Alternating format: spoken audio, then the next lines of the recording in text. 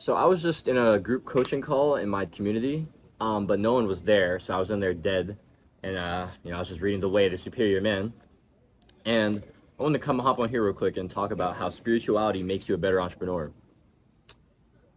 I read this book originally, the first time. Actually, I listened to it, but it was in November last year, November 2020, November 2023.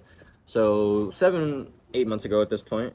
And it was completely like profound. It completely opened my eyes to like understanding the masculine and the feminine energy.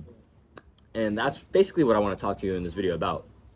In business, like there's masculine parts of business and there's feminine parts of business because this is just how life works. This isn't exclusive to business. This isn't exclusive to a figure. This isn't exclusive to a relationship. This isn't exclusive to the world.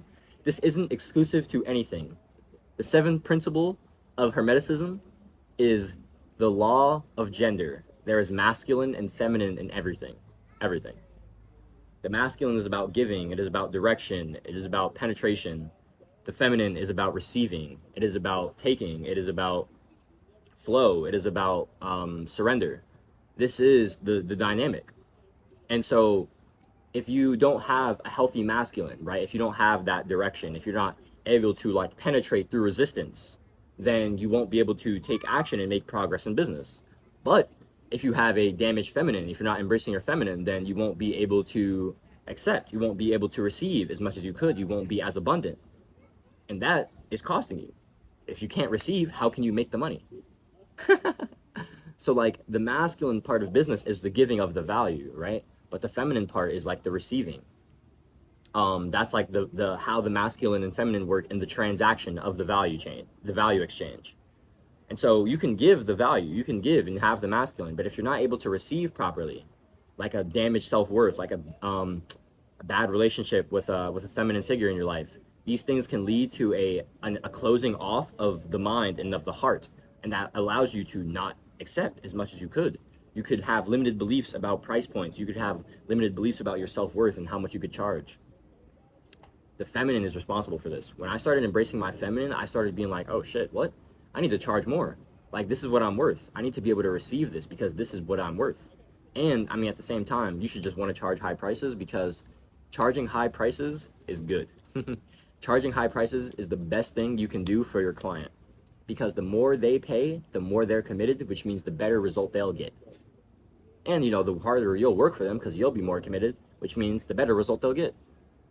Charge higher prices. But you might feel like you can't charge higher prices if you have a damaged relationship with your feminine. And that's how I was. Like, honestly, like, I didn't really start embracing, like, being able to, like, have this, like, super abundant self-worth and super abundant mindset until I, like, fully, like, was in, like, my, like, feminine embracing. And although I'm still, like, getting there and I'm still, like, wanting to embrace that part of myself more, I see that my opening of my heart and my want to like accept more, love more, to flow more, to rest more, to enjoy life more, to love more. Doing these things has brought me more abundance, and it's allowed my giving to be more meaningful as well. And I think that's very beautiful. And like I really got inspired because I was reading The Way of the Superior Man, and I've basically been I wanted to start. So basically, in The Way of the Superior Man, there's three, like, no, there's like 6 parts of this book. Let me read you the parts.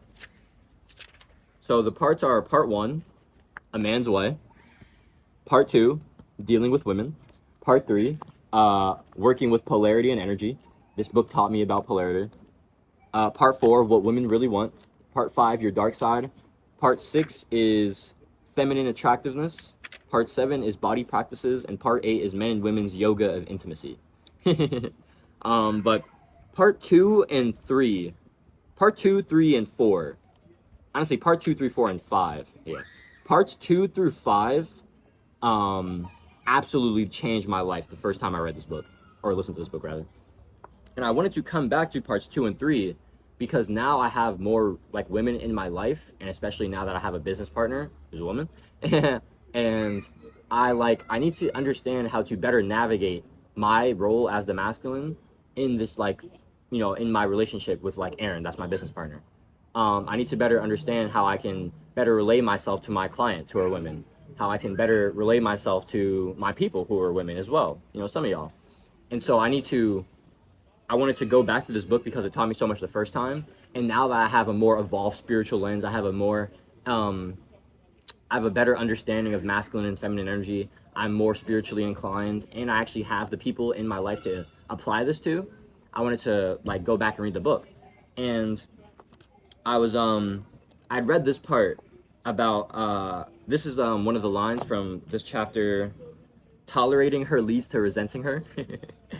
And the lines goes like this: one of the largest gifts you can give your woman is your capacity to open her heart when it's closed. And that was like very profound to me. And my note on that was, if a man can open a woman's heart, he can not only open his own, but he can open the world's as well. And I think if a man can understand that, like, the opening of the heart, the mastering of like the masculine penetration. Actually, this is a good line too. I wanted to read this well. I'll read this whole thing real quick. One of the largest gifts you can give your woman is your capacity to open her heart when it's closed. Sure, she can get herself out of a dark mood, but your masculine thunderbolt of love can brighten her darkness in a way she can't do for herself. Right?